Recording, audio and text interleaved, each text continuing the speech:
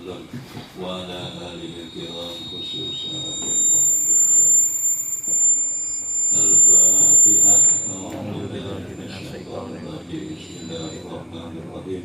الحمد لله رب العالمين الرحمن الرحيم مالك يوم الدين إياك نعبد وإياك نستعين اهدنا الصراط المستقيم صراط الذين أنعمت عليهم غير المغضوب عليهم ولا الضالين آمين. Yang tebal halaman 105 masih menceritakan sembahyang tasbih kemarin lah. Jadi sembahyang tasbih ini dikerjakan paling tidak seumur hidup sekali. Dikerjakan paling tidak seumur hidup sekali adalah pernah mengerjakan sembahyang tasbih kemarin lah. Kalau yang bagusnya setiap hari Jumat pagi atau malam. Bismillahirrahmanirrahim. Bermula riwayat yang kedua ini. Kan ada dua riwayat kemarin mengenai sembahyang tasbih. Semua riwayat ini sahih. Bermula riwayat yang kedua ini. Yang sudah ini. Yaitulah yang dipilih oleh kebanyakan ulama ahli sufi. Seperti Imam Al-Ghazali. Karena sembahyang tasbihnya banyak bacaannya nih, ketimbang riwayat yang pertama kemarin.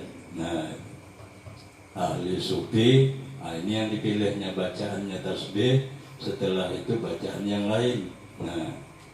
Seperti Imam Al-Ghazali dan Imam Ahmad, saudara Imam Al-Ghazali, dan Syekh Abi Thalib Al-Maki yang mempunyai kitab yang bernama Qutul Qulub pada bicara ilmu tasawuf, dan Syekh Ahmad Al-Qusasi Al-Madani dan yang lain daripada mereka itu. Artinya banyak lagi ulama-ulama tasawuf mengerjakan sembahyang tasbih menurut riwayat yang kedua ini, yakni setelah baca tasbih ditambahnya lagi la haula wala quwata illa billahil aliyyil azim. Jadi lama ada sembahyang tasbih ini, riwayat yang kedua ini. Kadang-kadang gawiannya lah. Ada pun riwayat yang pertama, yang pertama kali itu tasbih cuman yang dibacanya itu. Ada pun riwayat yang pertama itu dipilih oleh beberapa ulama ahli fuqaha yang betulan ahli fikih seperti Syekhul Islam Zakaria dan Syekh Ibnu Hajar Al-Haytami dan yang lain daripada keduanya Syekhul Islam dan Syekh Ibnu Hajar. Artinya ulama-ulama fikih mengambil riwayat yang pertama. Cuman yang penting tasbihnya jumlahnya berapa kemarin? 315 ya. Dan kata Syekh Tajuddin As-Suki di dalam kitab apa itu? Kitab Ar-Rash fi Salatit Tasbih. Wa yanbaghi lil muta'abbidi ayya amila ya'malu wa yanbaghi lil muta'abbidi ayya'mala bi hadisi Ibnu Abbas taratan wa bima amilahu Ibnul Mubaraki ukhra. Sayuqyanya bagi orang yang beribadah bahwa terkadang ia mengamalkan akan kaifiat sembahyang tasbih yang ada di dalam hadis yang diriwayatkan oleh Sayyidina Abdullah ibnu Abbas itu. Dan terkadang ia orang yang ahli ibadah itu mengamalkan akan kaifiat yang diriwayatkan oleh Ibnul Mubarak itu. Karena dua riwayat itu sabit, tetap ada daripada Nabi Sallallahu Alaihi Wasallam. Riwayat yang pertama sembahyang tasbih ada hadisnya, riwayat yang kedua ini juga ada hadisnya, sabit dia daripada Nabi Sallallahu Alaihi Wasallam. Nah, jadi tinggal dipilih aja tadi. Mau yang nak pendek tadi, sembahyang tasbihnya riwayat yang pertama tadi, yang pembukaan tuh. Nah, kalau mau panjang sembahyang tasbihnya, ambil riwayat yang kedua ini. Nah, sebab yang kedua ini ahli sufi. Ya, nah, kalau ahli sufi itu masuklah ahli fikihnya tuh. Nah, ya, nah, kalau ahli fikih belum tentu sufi, tapi kalau sufi itu masuklah ahli fikih. Nah, karena orang itu sudah hati-hati dia. Ya, nah, jadi kalau dikerjakan di siang hari 4 rakaat, berapa kali salam? 1 kali salam.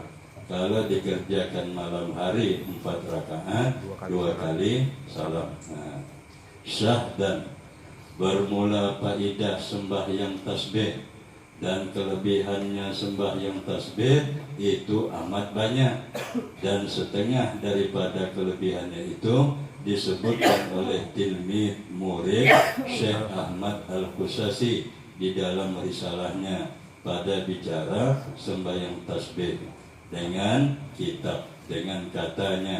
Nah, panjang, saya baca artinya. Adalah Syekh Qutbul Mawjud Sayyidi Ahmad Al-Qusasi Ibnu Muhammad Al-Madani. Kebanyakan ia menyuruh akan daku dan akan kekasihku sahabatku dengan mengerjakan akan sembahyang tasbih itu. Nah, Qutbul Mawjud, wali menyuruh, artinya mengerjakan sembahyang tasbih. Dan berkata ia bahwasanya berbuat sembahyang tasbih itu mensabitkan, menetapkan taksir bekas yang amat besar. Nah, ada memberi bekasnya, taksir, ada memberi bekas yang amat besar pada membaikkan hati. Nah, jadi sembahyang tasbih itu faedahnya tuh. Ya, bisa membaikkan hati sehingga penyakit yang ada dalam hati jadi hapus. Nah, dan membaikkan ruh. Nah, membaikkan ruh dan melembutkan akan dia hati atau ruh. Nah, dan sembahyang tasbih itu yaitu sembahyang yang amat besar pada membukakan hati dan menerangkan akan dia hati. Nah, jadi hati gelap ya sembahyang tasbih. Nah, maka tidak semua orang yang bisa mengerjakan sembahyang tasbih. Nah, jadi paling tidak seumur hidup sekali ya. Kalau tidak bisa seminggu sekali, sebulan sekali. Kalau juga tidak bisa sebulan sekali, setahun sekali. Kalau juga tidak bisa seumur hidup sekali jadilah. Nah, itu mengerjakan sembahyang tasbih. Nah, dalam tuntunan salat sunat ada itu. Pada bicara sembahyang tasbih. Nah, itu yang ringkas tuh. Ya, nah, kalau menurut sini panjang semua juga. Nah, bacaan-bacaannya itu. Nah, dan menerangkan akan dia hati dan melakukan lidah. Nah, dan hati dengan ilmu hikmah dan terpelihara daripada segala seteru musuh, dan disebut oleh setengah ulama yang soleh-soleh daripada ahlul kamal bahwasanya bagi sembahyang tasbih ini doa yang dibaca dengan dia doa, kemudian daripada salam yaitu doa yang dibaca al-kutub di atas wali tadi, yaitulah penghulu segala aulia. Dan bagi doa ini beberapa rahasia yang nyata barakahnya, dan nur yang menerangkan hati, dan berkat barakah yang yang umum, dan rahasia yang ajib-ajib yang tersembunyi, dan faedah yang nyata, dan mendatangkan ia beberapa manfaat, dan menolakkan akan dia segala mudarat. Dan iaitulah mujarrab. Nah, mujarrab yang amat besar seperti yang disebutkan akan dia itu oleh Syekh Ahmad saudara Imam Al-Ghazali. Nafa'anallahu ta'ala bih. Nah, jadi fadilah amat banyak orang yang mengerjakan sembahyang tasbih. Nah, itu. Alhamdulillah saya sudah pernah sembahyang tasbih. Nah, jadi yang belum pernah itu ya sekali jadilah. Ya, nah, dikerjakan sembahyang tasbih. Nah, ini doanya nih. Maka engkau baca ya Allah. Nah, panjang doanya. Ya, nah. Dan kata setengah ulama yang soleh bahwasanya barang siapa berhendak suatu hajat, barang apa hajatnya, sama ada hajat dunia atau hajat akhirat, sama ada hajat menghasilkan suatu manfaat atau menolakkan bala, maka hendaklah engkau pakan hajatmu itu di dalam hati. Nah, artinya engkau pasang hajat, camkan di dalam hati. Maka engkau baca doa kutub ini. Nah, doanya tadi. Kalau ada hajat sangat, ya dah. Setelah sembahyang tasbih tadi, nah, baca doa ini yang panjang tadi. Ya dah. Nah, jadi ditulislah nanti selembar.